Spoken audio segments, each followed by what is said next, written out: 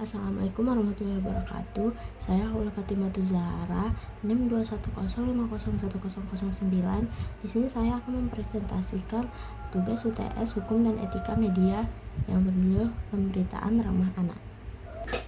Anak merupakan generasi penerus bangsa yang harus dilindungi dari pemberitaan negatif agar mereka dapat tumbuh dengan wajar dalam lingkungan kondusif, dapat berkembang secara jasmani maupun rohani untuk mencapai kedewasaan yang sehat demi kepentingan terbaik bagi anak.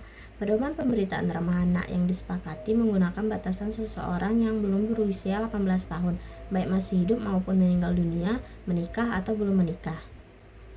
Pemberitaan ramah anak ini untuk mendorong komunitas pers menghasilkan berita yang bernuansa positif, berempati, dan bertujuan melindungi hak, martabat, dan martabat anak yang terlibat dalam masalah hukum ataupun tidak, baik anak sebagai pelaku, saksi, atau korban.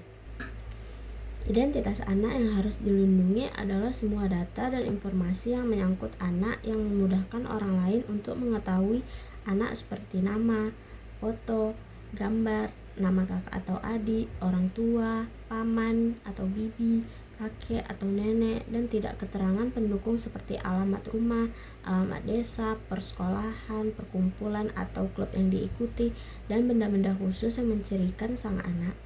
Adapun rincian pedoman pemberitaan ramah anak adalah sebagai berikut. 1.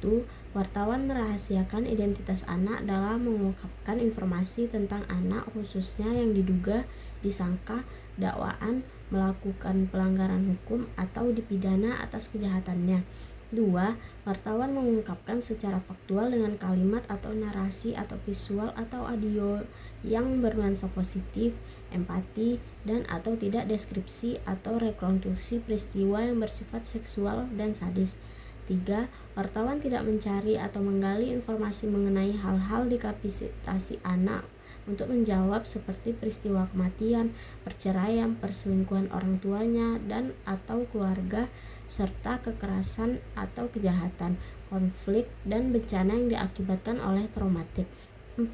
Wartawan dapat mengambil visual untuk melengkapi informasi tentang peristiwa anak terkait masalah hukum, namun tidak menyiarkan visual dan audio identitas atau asosiasi identitas anak. 5. Wartawan dalam membuat berita yang bernuansa positif, prestasi, atau kerjasama mempertimbangkan dampak psikologis dan efek negatif yang berlebihan. 6. Wartawan tidak mencari informasi dan tidak mengungkapkan keberadaan anak yang berada dalam perlindungan LPSK. 7. Wartawan tidak mewawancarai saksi anak dalam kasus kejahatannya belum ditangkap atau ditahan. 8. Wartawan menghindari identitas pelaku kejahatan seksual yang dikaitkan dengan hubungan darah keluarga antara korban anak dan pelaku. Jika sudah ada, maka wartawan segera mengetahui identitas anak. Khusus untuk media cyber, media yang menyebutkan identitas dan sudah dimuat diedit ulang agar identitas anak tersebut tidak terungkap.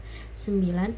Dalam hal berita anak hilang atau disandera diizinkan mengungkapkan identitas anak, tapi jika kemudian diketahui keberadaannya, maka dalam segala identitas anak tidak boleh dibuka dan pemberitaan sebelumnya dihapuskan.